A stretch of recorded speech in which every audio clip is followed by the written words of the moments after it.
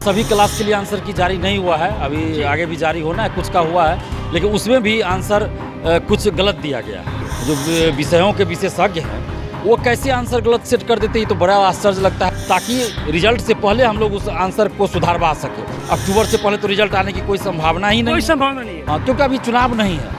कुछ लोग चाह रहे थे कि विधानसभा भंग करके लोकसभा के साथ चुनाव कराए, तो इसलिए TRE-1 के बाद तुरंत TRE-2 लिया गया और हड़बड़ी में रिजल्ट जारी किया गया, हड़बड़ी में एग्जाम लिया गया। TRE-1 TRE-2 में सबको पता है कि फर्जी बहाली हुई, हजारों फर्जी बहाली हुई।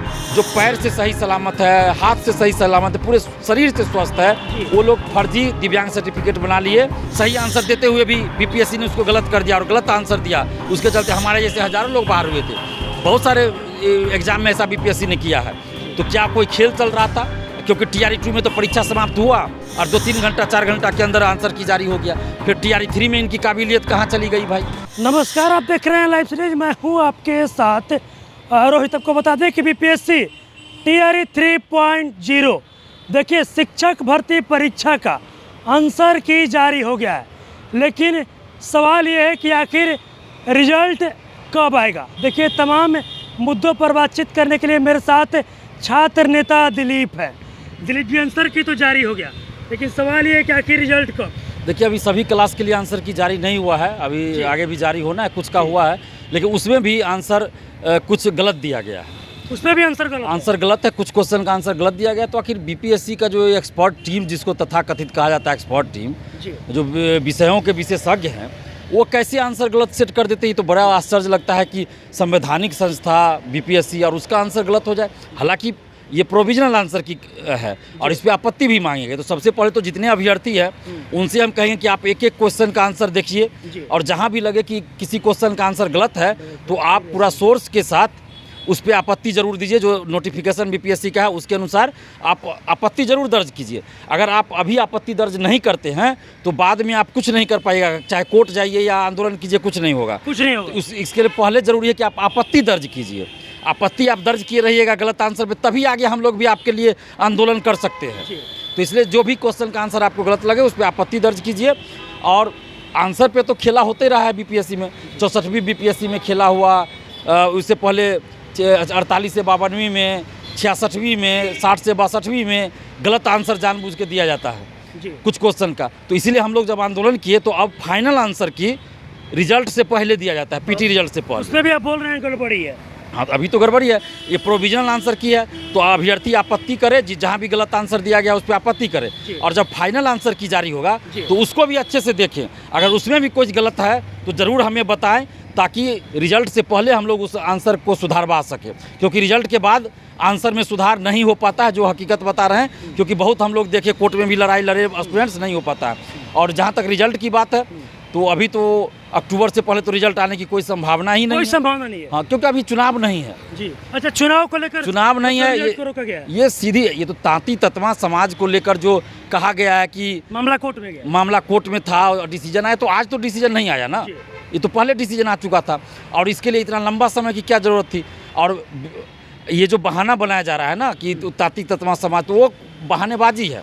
अगर BPSC चाह ले तो आप जो 23 सितंबर तक डेट दिए, आप 15 सितंबर तक डेट देते, उसमें भी हो सकता था और रिजल्ट जारी कर सकते, लेकिन नहीं।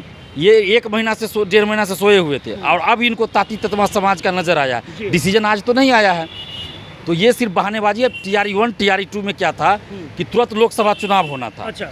और कुछ लोग चाह रहे थे कि विधानसभा भंग करके लोकसभा के साथ चुनाव कराए, तो इसलिए TRE-1 के बाद तुरंत TRE-2 लिया गया और हड़बड़ी में रिजल्ट जारी किया गया, हड़बड़ी में एग्जाम लिया गया। अब स्टूडेंट्स को मौका तक नहीं दिया गया सही से। और TRE-1 TRE-2 में सबको पता है कि फर्जी बहाली हुई। TRE-1 TRE-2 में हजारों फर्जी बहाली हुई। मैं सब सीटों पे नहीं कह रहा हूँ, लेकिन हजारों लोग हैं जो मेरिट से गए हैं, ईमानदारी से गए हैं, सही सर्टिफिकेट पे गए हैं। लेकिन हजारों लोग ऐसे भी हैं जो फर्जी डॉक्यूमेंट्स पे बहाल हुए। ये तो सभी जिला से जो जिला शिक्षा पदाधिकारी, प्रखंड शिक्षा पदाधिकारियों का जो लेटर आया है उसे तो स्पष्ट दिख रहा है कि सीटेट फेल है। बिहार से बाहर का बहुत सारे अभ्यर्थी वो नौकरी में चला गया। किसी के पास STET का सर्टिफिकेट नहीं है, किसी के पास STET 2023 का सर्टिफिकेट लगा के वो ज्वाइन कर लिया, फर्जी दिव्यांग सर्टिफिकेट।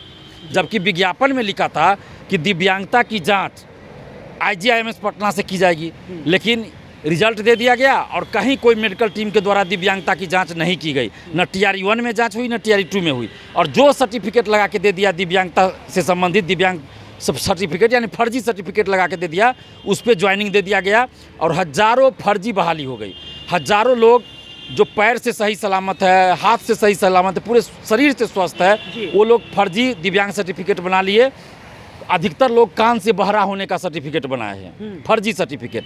और बहुत सारा जगह है, दरभंगा का बहेरी है, समस्तीपुर का शिवाजी नगर, मधुबनी का फूलपरास, इधर आपको सासाराम, कैमूर, बांका, माने लगभग बिहार के हर जिला से इस तरह की घटना हुई है। और 5,000, 7,000, 10,000 में फर्जी दिव्यांग सर्टिफिकेट बनाया गया। झारखंड से तो, झारखंड का तो खबर भी छपी थी कि 5,000 में फर्जी दिव्यांग सर्टिफिकेट बना के बिहार में शिक्षक बन गए। सवाल ये है कि आप बड़ा खुलासा कर रहे हैं, क्योंकि TRE 1 और TRE 2 पे आप सवाल खड़ा कर रहे हैं, लेकिन TRE 1 और TRE 2 में आपने बताया कि फर्जी डॉक्यूमेंट के आधार पर कई ऐसे शिक्षक थे जो कि नियुक्त हो गए, नौकरी कर रहे हैं। अब आप सवाल खड़ा कर रहे हैं आप लोग, तो उनकी तो नौकरी चली जाएगी। देखिए, बहुत को तो बाहर किया भी गया है ना। अभी तो जो फर्जी डोमिसाइल बनाकर फर्जी सीटेट सर्टिफिकेट, या जो सीटेट में पास नहीं है वो भी आरक्षण का यहाँ का लाभ ले लिए थे सीटेट में, तो वो लोग तो बहुत का नोटिस जारी हुआ है। हमारे पास तो सबके पास है वो लेटर, जो वायरल भी हुआ है और सभी जिला शिक्षा पदाधिकारियों, प्रखंड शिक्षा पदाधिकारियों द्वारा, कई पदाधिकारियों द्वारा जारी किया गया है। तो ये तो सबूत है, ऐसा नहीं कि हम अपने मन से बोल रहे हैं, सबूत है। तो अभी भी देखिए, यूपी का खास किए, झारखंड का, बहुत सारे लोग बिहार का डोमिसाइल बना लिया, आवासीय बना लिए। और बिहार का सिर्फ आवासीय ही नहीं बनाए, बल्कि बिहार का जाति प्रमाण पत्र कोई SC का, कोई EBC का, BC का बना लिया और आरक्षण का भी लाभ ले लिया यहाँ का। अभी तो एक राजस्व कर्मचारी किसी जिला का सस्पेंड भी हुआ है, उस पर कार्रवाई भी चल रही है, जो फर्जी जाति प्रमाण पत्र बना दिया गया था, आरक्षण का लाभ उसको मिल गया, यूपी का था। तो यूपी वाले को कैसे आप SC का या EBC का या BC का सर्टिफिकेट यहाँ से बना सकता है? वो कैसे आरक्षण का लाभ उसको मिल सकता है?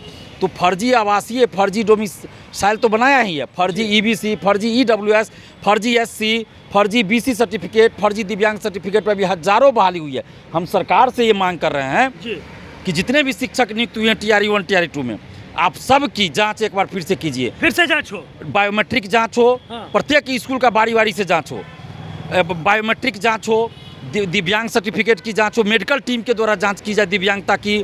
उसके बाद आवासीय सर्टिफिकेट की जांच हो, EWS, जाति प्रमाण पत्र, शैक्षणिक प्रोशैक्षणिक पात्रता से संबंधित सभी तरह के सर्टिफिकेट की जांच हो।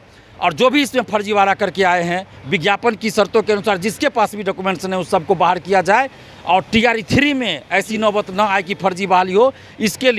इसी के लिए हम लोग 12 अगस्त को आंदोलन किए थे कि रिजल्ट से पहले आप काउंसलिंग करवा लीजिए, डॉक्यूमेंट वेरिफिकेशन। तो अभ्यर्थियों पे लाठी चलाया गया, हमारे ऊपर लाठी चलाया गया, ये तो तानाशाही है। और एक अभ्यर्थी का एक ही जगह रिजल्ट हो ताकि सीटें खाली ना हो।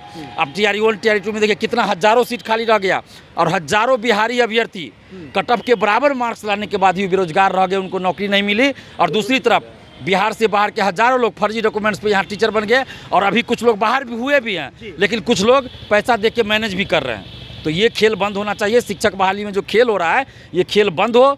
और रियली में अगर सरकार चाहती है गुणवत्तापूर्ण शिक्षा लाने के लिए, अगर BPSC से बहाली कर रही है सरकार, तो सही से डॉक्यूमेंट्स की जांच होनी चाहिए। TRE 3 में हम ये मांग कर रहे हैं कि रिजल्ट से पहले डॉक्यूमेंट्स वेरिफिकेशन। अच्छा, एक सवाल ये भी है कि आपने बताया कि TRE 3 का तो आंसर की मान ली जारी हो गया, लेकिन अब सवाल उठ रहा है TRE 1 और TRE 2 जब लिया गया तो बहुत जल्द ही रिजल्ट उसका आ गया, लेकिन अभी तक TRE 3 का रिजल्ट का कुछ पता नहीं है।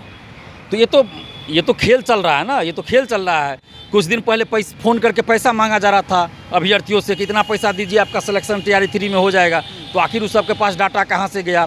अभी आंसर की जारी करने में BPSC को इतना समय क्यों लगा? TRE 3 में 1 महीना। कोई खेल तो नहीं चल रहा है अंदर से आंसर के नाम पर भी, जैसे कि BPSC सिविल सेवा में चला है कई बार कि जानबूझकर कुछ क्वेश्चन का आंसर गलत दे दे ताकि मेरिट वाले बाहर हो जाएंगे। अगर एक क्वेश्चन का आंसर भी गलत दिया जाता है ना, तो हज़ारों अभ्यर्थी मेरिट वाले बाहर हो जाते हैं, जैसा कि 64वीं में हुआ। हमने भी उस दर्द को झेला है। सही क्वेश्चन सही आंसर देते हुए भी BPSC ने उसको गलत कर दिया और गलत आंसर दिया, उसके चलते हमारे जैसे हज़ारों लोग बाहर हुए थे। बहुत सारे एग्जाम में ऐसा BPSC ने किया है। तो क्या कोई खेल चल रहा था? क्योंकि TRE 2 में तो परीक्षा समाप्त हुआ और 2-3 घंटा 4 घंटा के अंदर आंसर की जारी हो गया। फिर TRE 3 में इनकी काबिलियत कहाँ चली गई भाई?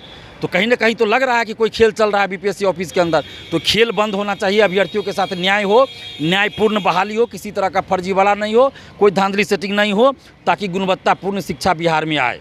चलिए देखिए, मेरे साथ छात्र नेता दिलीप थे। देखिए, बीपीएससी टीआरई 3.0 का आंसर की जारी कर दिया गया, लेकिन अभी तक रिजल्ट नहीं आया। देखिए, दिलीप बड़ा खुलासा कर रहे हैं, सवाल उठा रहे हैं और बोल रहे हैं कि अंदर अंदर खेल चल रहा है। साथ ही साथ आंसर की को लेकर भी बोल रहे हैं कि आंसर की में भी झोल है।